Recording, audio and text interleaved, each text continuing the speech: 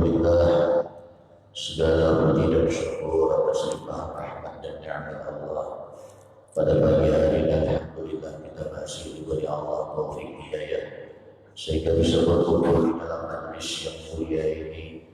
Niat kita hampir berkumpul di majlis ini mudah-mudahan menjadi sebab Allah Subhanahu wa taala mengampuni segala dosa-dosa kita, mengabulkan segala hajat kita serta memudahkan segala urusan kita. Amin ya rabbal alamin. Mengambil barakah sebelum pembacaan kitab seperti biasa. Terlebih dahulu kita belajar Qasidatul Muhammadiyah dengan niat mudah-mudahan majlis kita ini bertambah-tambah berkahnya, berkah dunianya, berkah akhiratnya. Amin ya rabbal alamin. Allahumma shalli wa sallim ala sayyidina Muhammadin wa ala ali sayyidina Muhammad. Ya Rabbi bil Muhammad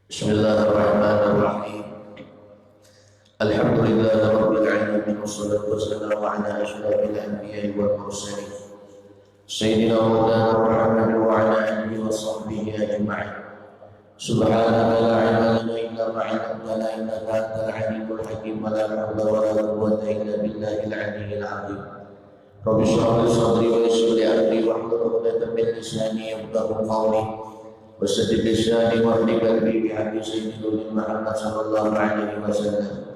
Qala musannif rahimahullah wa hadza tiba'ana bi'ulumihi wa bi'adami masyayikhihi wa qala al-musannif bismillahirrahmanirrahim.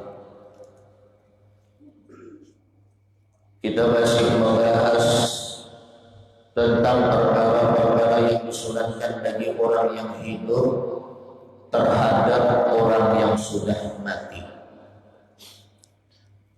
Yang pertama, sunnah bagi ahli qarabat keluarganya disunahkan membaca inna lillahi wa inna ilaihi raji'un.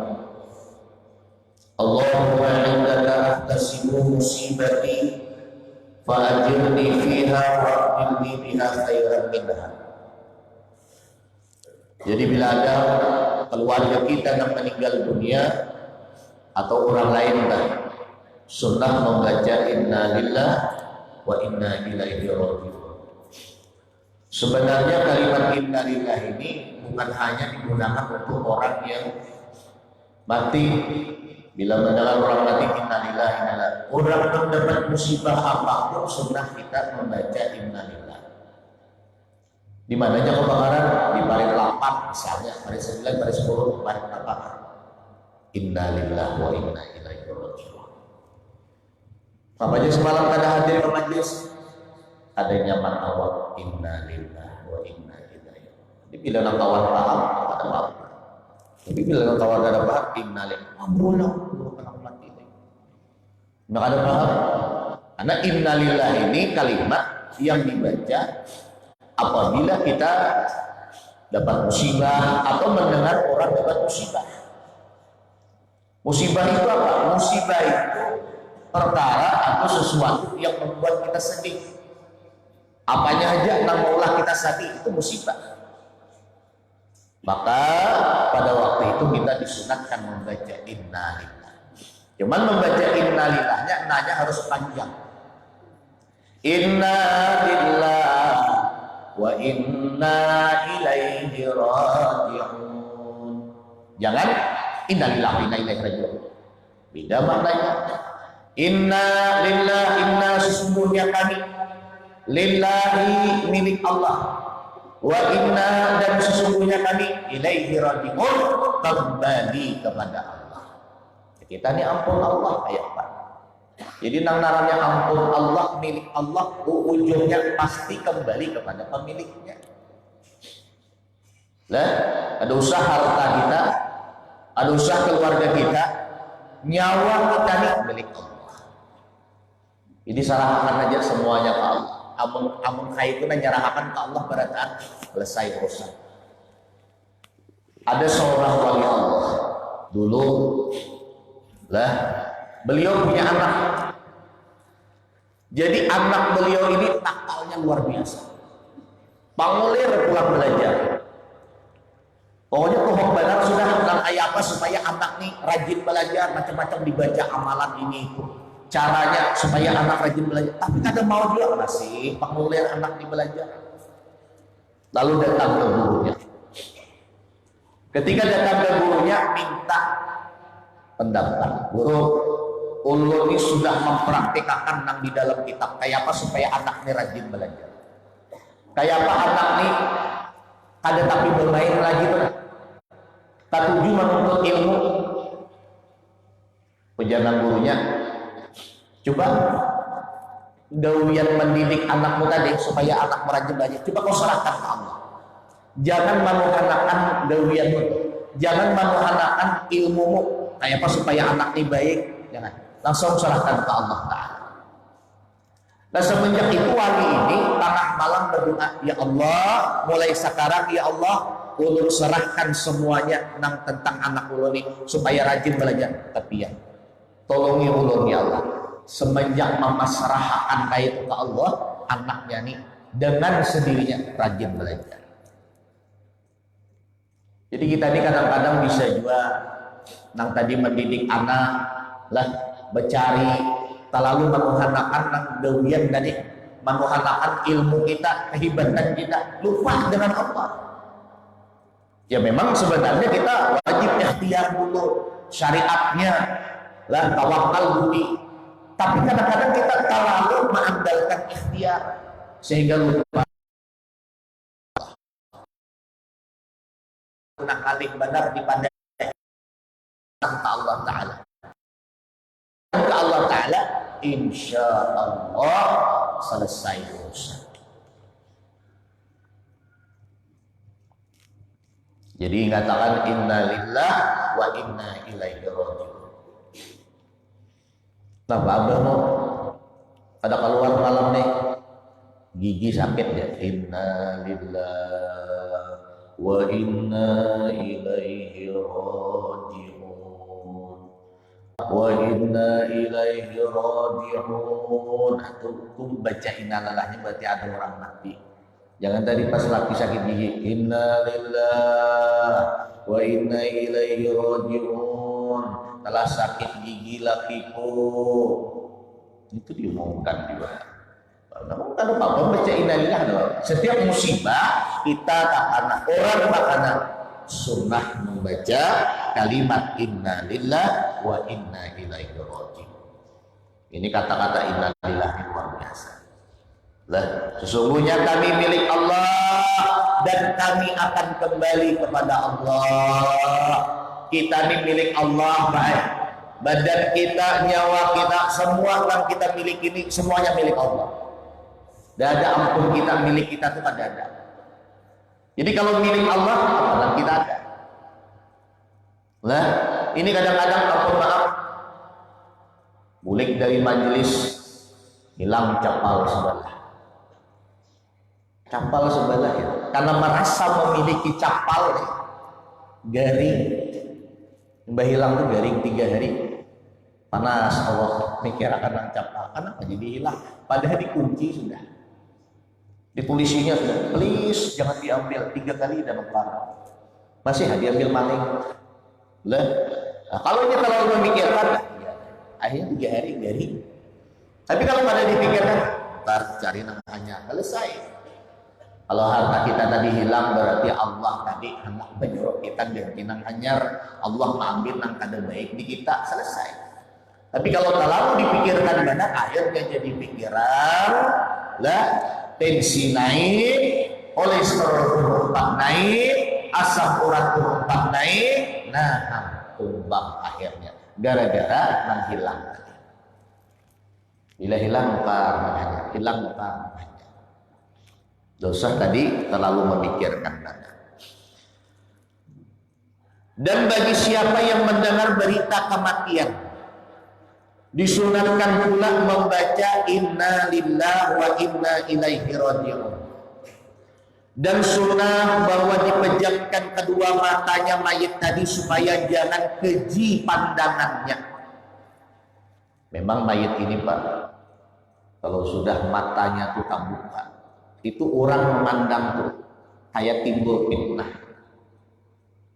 Timbul fitnah. Misalnya kita ini datang bertakziah ke rumah kawan, mana aja mayatnya, itu jadi situ dibuka, nang tapih bahalainya tadi, nang di mukanya, matanya menciling. Kira-kira apa ada di pikiran kita? Ini ahli neraka.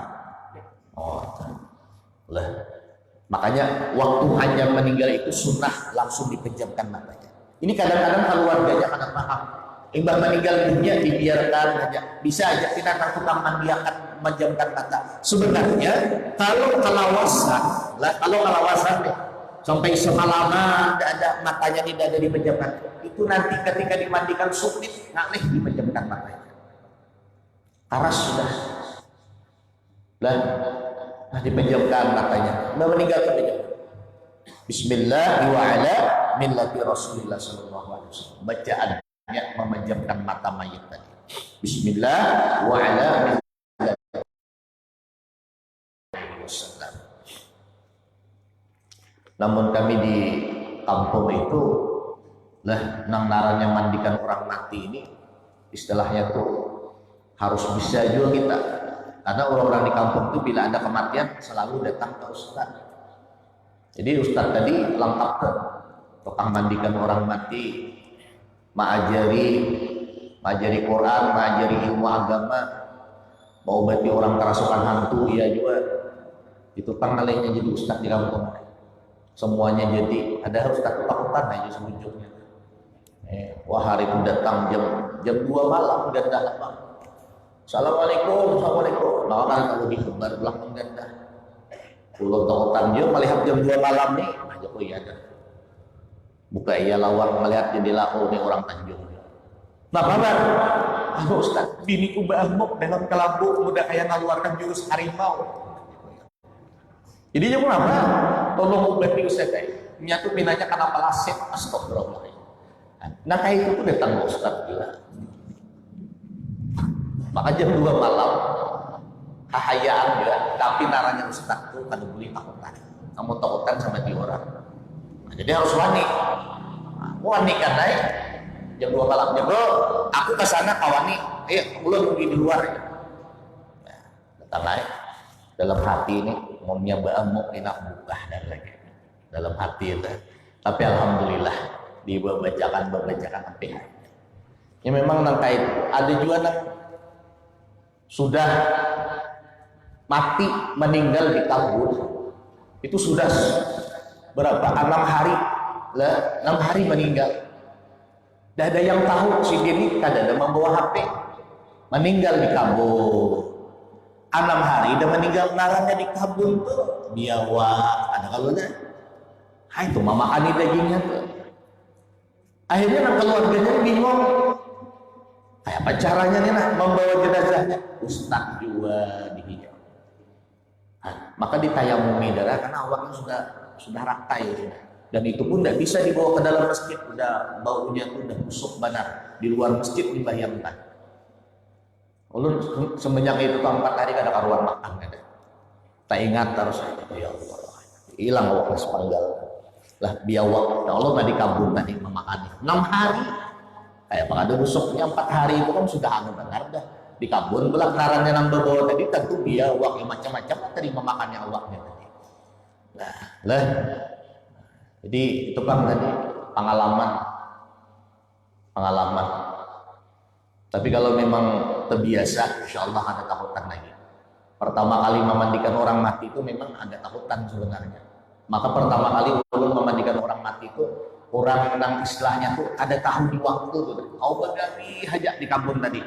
Pas waktu memandikan melihat kukunya panjang-panjang lagi. Jangan anaknya tatak Ustaz. Jangan lagi jauh di tataknya sudah meninggal kayaknya.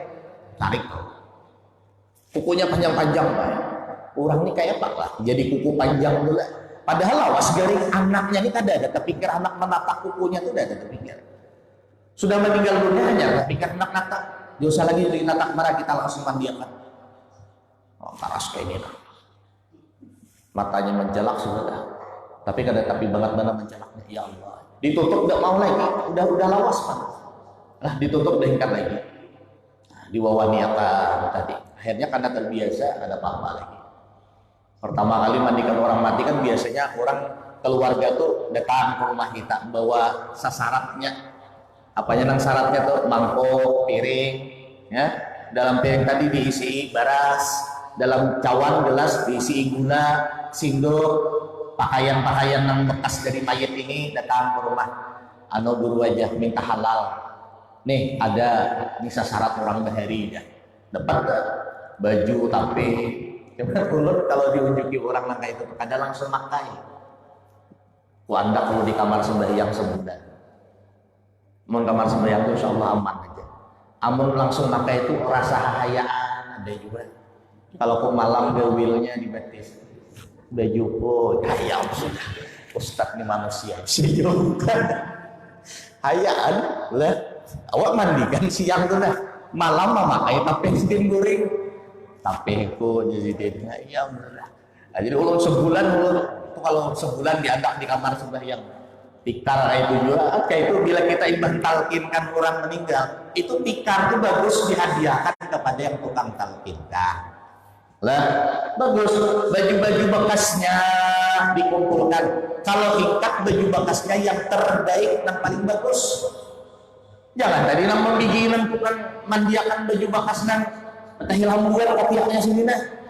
Sadang nang hanya ring tautan sini makai. Apalagi nang tahilang buat giliannya raho jadi.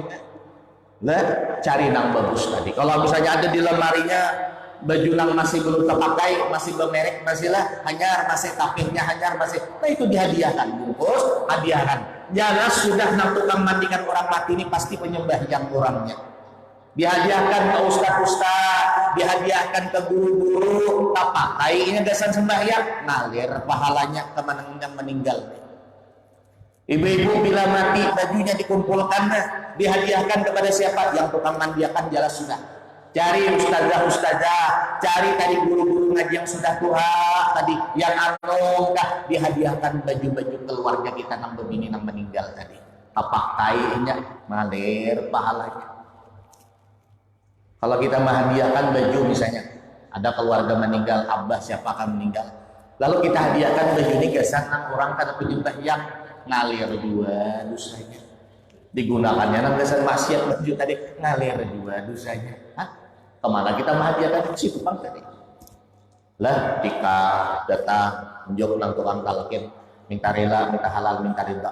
Amun hendak memberi hadiah tikar tadi itu disikat dulu, bersihkan dulu tanahnya tadi, dijemur, digulung, hajar dihadiahkan ke sini.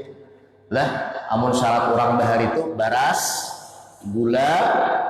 Ini kan ada pangdelilnya di kitab, ada suatu tampang kitabnya nanggainnya. Bila menghadiahi nang guru tukang mandikan orang mati itu hadiahnya baras, gula, sindok, lah amplop ya juga tuh. Nah, jangan ada tinggal. Ini kan ada juga gula, baras. Oh, guru menguir-nguir ke baras kalau kok amplopnya tertindih di gula dari kada tak tahu juga. Rupanya nang tuan rumah kada paham, kasihan jadi kada paham. Ya orang bari sasarannya gula wan baras, anda gi piring, anda ki mangkok, isi wan sindok. Oh guru menguir di baras, kalau aku tak tindih kan, bujur kada ada. Aduh jagoro 3 sejam aku memandikan sakit pinggangnya. Sabar ya guru nih, tengah malam jam 9 malam ada anak tolong. Assalamualaikum guru, ampun maaf guru, kade ingat mandak amplop di baras tadi. Udah apa aja guru, udah apa aja guru aja. Ini guru lah ampun maaf nah. Udah apa ya gitu. Dalam hati guru untung nih kamu kesini.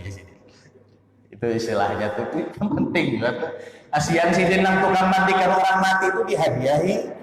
Lah tukang talkin dihadiahi. Kita mengingat jasanya kayak apa. Nya ada orang yang kada tahan mandikan orang mati. Bila mandikan orang mati pinggang sakit. Itu ada kawan kami paling kada tahan mandikan orang mati. Ini ada ilmunya. Aku saja bila mandikan orang mati itu ngapa pinggangnya langsung sakit. Mungkin tegang benar boleh. Takutan tadi. Apalagi mainnya tangannya gugur benar. Nah itu yang datang. Aku Sidin bila bergerak saya muntah darah lagi. Iya nang Sidin tuh mandikan orang mati itu dah. Mana mayatnya di kamar aja. Sekali masuk kamar buka yang mandikan. Kenapa buka guru? Berduduk Sidin jadi kamar. Rupanya Sidin ini bungkuk baik. Jadi bila dirabahakan, diluruskan betisnya kayak orang berduduk lain ini nah. Maka menciri mati ulang kayak. Iya nang buka Sidin. Ya Sidin dia nantu keluarga ikut ke Sidin tuh bungkuk. Lawas ada bungkuk. Jadi bila diluruskan betis, nawak angkat kayak ini. Ada berduduk ada ini. Maklum aja, Ustaz tuh bisa juga takutan kadang-kadang. Mana tadi tak kasih itu pembahasan jauhnya. Allah habis sudah. Dan sunnah dikatupkan akan dagunya dengan kain, diikat atas kepalanya karena memelihara mulutnya daripada masuk binatang dan daripada keji dalam pandangan orang. Kalau mayit tadi hanya mati keluarga ditutup ikat pakai kain dari dagu ke kepala. Karena bila hendak mandikan hanya dibuka, jadi mulutnya ini tertutup. Ini kada hanya hendak dimandikan hanya ditutup. Nah tangan ada ini karena sudah itu sampai gigi palsunya itu Kalau sudah semalaman kada dibuka, itu Pak sulit, susah membuka gigi mulutnya ini. Sudah tertutup nyalih dibuka. Ini kalau kita paksakan haram hukumnya. Jadi kayak Pak Ustaz, boleh nyambung gigi palsu? Amun sudah aras sebentar tidak bisa dibuka mulutnya, apa boleh buat? Langsung aja. Lah darurat benarnya. Makanya kita nih kalau sudah sakit, benar keluarga siapakah, apalagi sudah sakarat, itu yang palsu-palsu tadi dibukai. Gigi palsu dibukai. Lah bila talinganya palsu dipanjul. Kalau gua palsu juga, lah dibuka, cincinnya dibuka. Lah jangan tapi dipakai lagi cincinnya, bila mati gimana? Kalau gua tadi ada nama ambil kan. Jadi kalau hingkat gigi palsu ini dibuka. Nah supaya mulutnya ini jangan terbuka, imbah meninggal tadi diikat. Diikat. Nah diikat sunnah hukumnya. Setelah keluar roh daripada badannya dengan beberapa tanda. Yang pertama istirkha'u ada tapak kakinya lembut, itu tanda sudah mati. Kadang-kadang kita di kampung tuh datang orang Ustaz ya, Mama Ulum ini bisanya hilang sudah nyawanya. Coba lihat akan, lihat akan naik, picit tapak kakinya. Bila lembut benar, itu tanda sudah mati. Lah, yang kedua mailu ampin, hidungnya condong, modal kayak kebingkok kayak ini. Lah, modal kayak kebingkok sedikit condong dari hidungnya. Itu tanda sudah mati. Yang ketiga tandanya sudah mati inhisabu sadarin, yaitu lekuk pelipisnya. Pelipisnya sini lekuk. Ada lagi namanya lekuk tadi. Agak dia bahasa Banjar pinyut ya.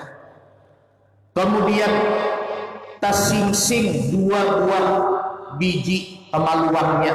Nah, kesisit. Nah, itu rumah meriksa tadi mati kasih bini kandang. Ya, cuman tak lalu karena panglang itu diperiksa juga. Yang nyamannya tuh yo dokter aja.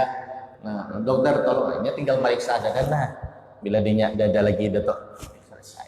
Kan bahari kan ada panglang kayak itu kan. Nah, jadi kita ini perlu juga di jajapai telapak betis pina lambut tuh parakan. Jajapai karas kamu yang karas alhamdulillah. Jajapai ada aja tanda-tanda mati itu. Jajapai. Jangan kadang tuh bila sambil duduk pengajian murut betis tadi tuh nang tumit betis tadi tuh tapak kaki tadi dijajapai pina lambut nah yang banyak parak sudah. Hidung dijajapai pina miring sebelah nih. Masih lurus saja insya Allah aja tuh.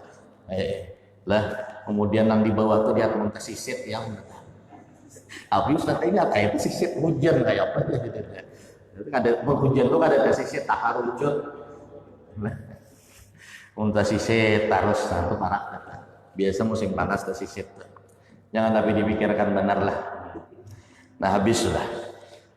Kemudian yang selanjutnya sunnah ditinggalkan akan segala pakaiannya yang dipakainya tatkala mati sekalipun yang dipakainya suci. Bila sudah mati dibukai pakaiannya, dibukai. Kenapa? Karena waktu itu badannya masih lemah, masih nyaman tadi, tangannya masih nyaman dikaitkan. Jangan sampai tadi semalaman dimalamkan, esok hendak memandikan hanya dibuka pakaiannya. Itu biasa karas, udah karas awalnya nih. Maka solusinya kayak apa membuka pakaiannya? Gunting dah lagi. Ulun rajin digunting, itu ambil gunting. Nah gunting, itu kan kalau digunting pakaian di awak itu rasa-rasa ada nyaman dilihat. Tapi kayak apa? Udah karas sebenarnya. Tangannya aja tinggal lagi kayak. Nah, karas sudah. Makanya imbah mati itu sunnah langsung dibuka pakaiannya kan. Semuanya dibuka tadi.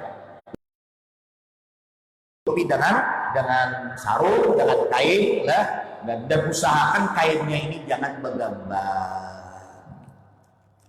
Tapi mau ada lagi kada apa-apa. Ini adalah kotapih bahalai nangga gambar burung. Amun kada ada lagi kada apa-apa. Mau ada nang kada bergambar, nah ditutupi. Sebenarnya adat kita orang yang meninggal di Indonesia ini bila ada orang mati tutup pakai tapih bahalai, tutup pakai tapih bahalai. Sebenarnya tapih nang lain itu boleh aja. Lah hendak nang kada bahalai kah? Hendak nang putih polos kah ditutup? Kada apa-apa. Hendak nang hirang polos kah? Kada apa-apa. Cuman adat kita di Indonesia ini bila ada orang mati, nah ditutup pakai tapih balai. Nah tapih balai yang kayak gambar nang batik tuh lah, tapi batik ya ditutup itu bersih siap di rumah maka 5 uteng doa bila ke pasar maka 5 uteng, jadi bila mati itu nyaman tinggal nutup dari lagi. Ini kadang-kadang mati cari mana tapi behelai jangan laki ke dada tapi behelai yuk nanti abah mati ini kayak apa pakai anduk saja jatuh topi bagian ada tapi behelai kasihan lah. Itu perlu juga persiapan nangka itu tuh perlu juga. Jangan takutan mempersiapkan alat untuk kematian. Ada seorang guru di Tembilahan ini, orangnya Sidin sudah lumayan tua juga. Sidin berkisah dengan ulun. Ulun Ustaz aja di lemari itu, jangankan kapan, dan amplop gasan membayangkan aku, namun aku mati sudah siap, sudah kuisi sebuting amplop 50.000, sudah 40 amplop aku siapkan. Aneh lah, mau kain kapan tuh lawas dah bandak di lemari. Lah, batu nisan sudah ada di belakang rumahnya. Ternyata sampai wah ini masih sehat sih. Rupanya orang nang kain ini memang panjang umurnya. Lah nak ada takutan mati, ada nang pinapangutang mati, takutan menyiapkan kapan itu biasa aja kayak gitu. Makanya kita nih jangan takutan. Lah kalau misalnya kita beranjang, nah tukarlah tadi batu nisan anak di bawah ranjang. Jadi bila maksiat terlihat batu nisan, maka benaran nggak boleh. Kalau perlu ada 3 gambar kita di situ. Ya Allah, aku nih bakalan mati. Kain kapan sudah siap, dijahit kain kapan tadi. Lah karena kadang-kadang kita kalau menukar kain kapan, yang ada di Tembilahan atau dia, itu kadang-kadang belum berjahit, langsung sepapanan yang mau tadi. Nah, itu dijahit dulu. Bagusnya kita jahit saudara. Kalau perlu bahkan ke tukang jahit, bagus kita mulah kain kapan tadi lah rapi-rapi. Karena kita sudah meninggal, hanya menjahit itu kadang-kadang jahitannya seadanya jahitan. Sering kita lihat. Ada yang jahit tangan, naranya ibu-ibu jahit tangan dia rapi ya, tapi belum sudah sambil pemandiran orang banyak. Kadang-kadang tuh kiri tangan kanan tangan kiri. Jahit aja, yang penting anu satu, yang penting rapat deh, itu aja lah. Tapi bagusnya tadi sudah siap, upahkan ke tukang jahit. Amun gasan kita lalakian 3 lapis kain putih lah, boleh juga tadi anu pakai nang kayak diulah kayak kolornya tadi dari kain putih, atau mun lebihnya tadi diulahkan 5 lapis tadi, disiapkan dibungkus hendak di lemari. Bila hendak mengumpulkan amas 2 calon 3 calon, ingat yang kapan kali jadi. Ya Allah, aku bakalan mati juga. Ngapa apa bawa banyak amasnya. Ada jadi baik. Tuh hikmahnya tuh bahasa simpanan kain kapan. Ustaz sudah menyimpan deh. Ulun sudah nyimpan. Alhamdulillah masih ada umur. Jangan takutan kita nyimpan. Wasiat yang paling penting wasiat. Ini kada tahu dihabar kapan kada bisi. Batu nisan kada bisi, wasiat kada ada. Ya Allah, utang banyak ulang. Ya nang bini nangis, rupanya nangis bukan karena cinta, tapi karena nang laki banyak ninggalkan hutang. Kita tuh mau hingkat mati pak, ada ninggalkan bini ini duit, ada ninggalkan bini ini warisan, jangan ninggalkan hutang. Kasihan bini. Lah, bila ninggalkan duit tuh tuh ada di lemari 100 juta nih. Nang di bank 100 juta, duit abang nih, duit orang ya.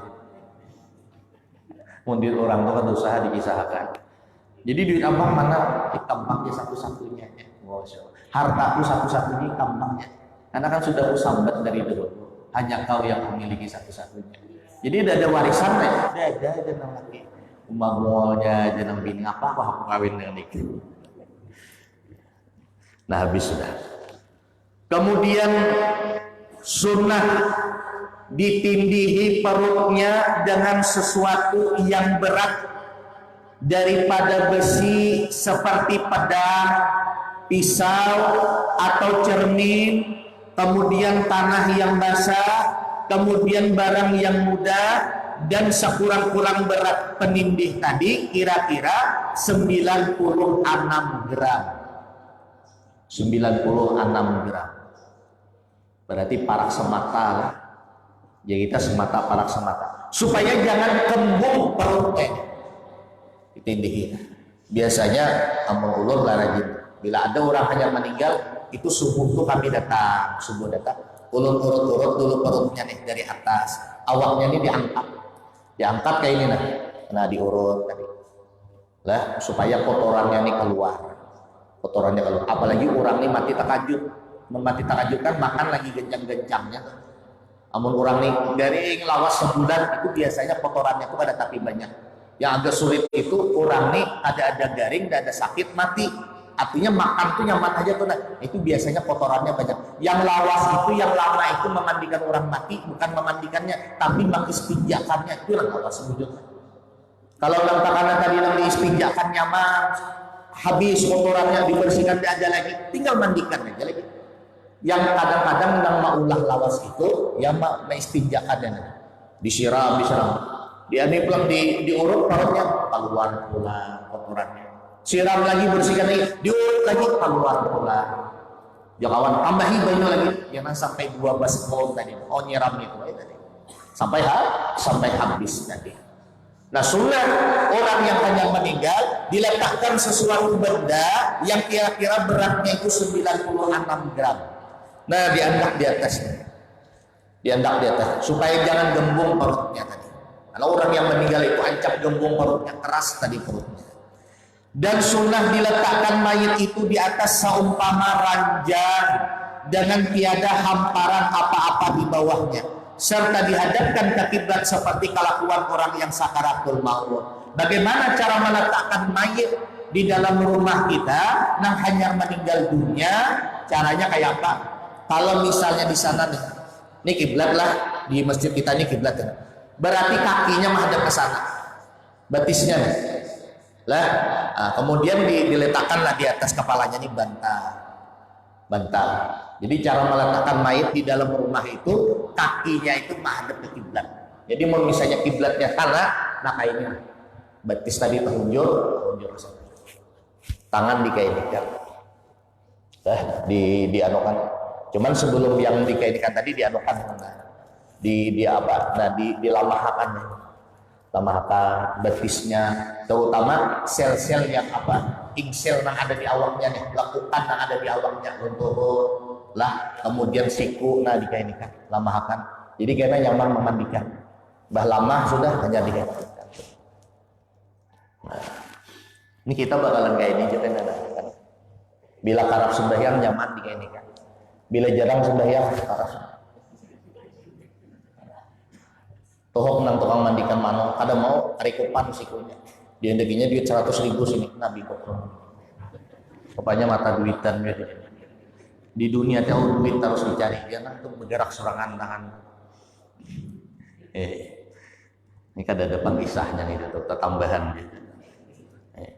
Kemudian sunnah diletakkan mayat itu di atas seumpama ranjang. Dan sunnah bahwa hendaklah yang mengerjakan segala perintah yang tersebut ialah keluarganya yang terlebih sayang hatinya daripada mereka itu. Kalau nang abah meninggal, yang anaknya melakukan nang kayak tadi. Laki-laki sama laki-laki. Kalau abahnya meninggal, anak lelakinya yang membantu tadi. Dan perempuan sama perempuan. Tetapi suami terlebih utama mengerjakan istrinya daripada yang lain. Nah, bila nang bini mati, nang membuka pakaian bini kita, nang melamahakan tangannya kita, nang laki ini lah, kemudian meletakkan tadi benda di atas perutnya ini beratnya kurang lebih 96 gram, kita juga. Dan memandikan mayat bini bagusnya laki. Ini untungnya bisi laki saleh, paham, masya Allah. Ujanang laki, biniku mati, dia ada yang boleh mandikan. Aku pang lagi, kami di kamar marah berdua aja, masya Allah. Kunci nang laki kamar, hidup di lampu. Nang bini tembujur kayak gitu. Nang laki tadi dibantu anak menyiram, melihat muka nang bini menangis. Ya Allah, jadi lagi. Tiap hari aku bermamaikan kamu. Maka pemalas awal duit. Salah kok. Seandainya kamu hidup pulang, aku kada lagi pemalas. Bangun nang bini nanti. Karena nang laki ini waktu hidup tuh pemalas banget dengan hidup. Jadi disambat nang laki, seandainya ikam hidup, aku ada lagi pamalan bangun. Iya libang aja, buka nang laki. Jadi kita mau nikah jangan pamalan. Jangan pamalan ini. Sian bini itu kasihan banget. Ini setahun sekali bana, setahun sekali bana. Itu melahirkan, mengeluarkan anak kita tuh nyawa taruhannya. Ada gampang kan? Iya, nang dokter tuh bila kada mau keluar nang si utuh lumur ini nah, ada mau keluar itu ditatak, digunting.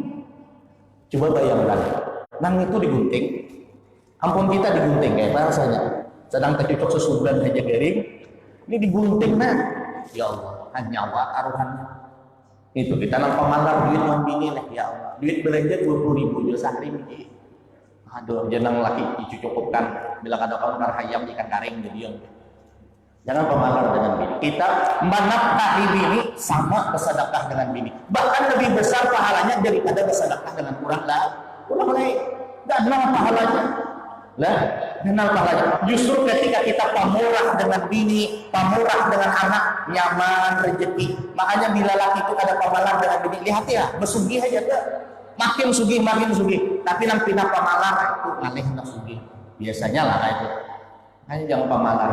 Bebiniannya arai seminggu sekali bawa ke toko emas. Bawa darah kan ada nupar ada bae. Mbak malihati bulikan lagi.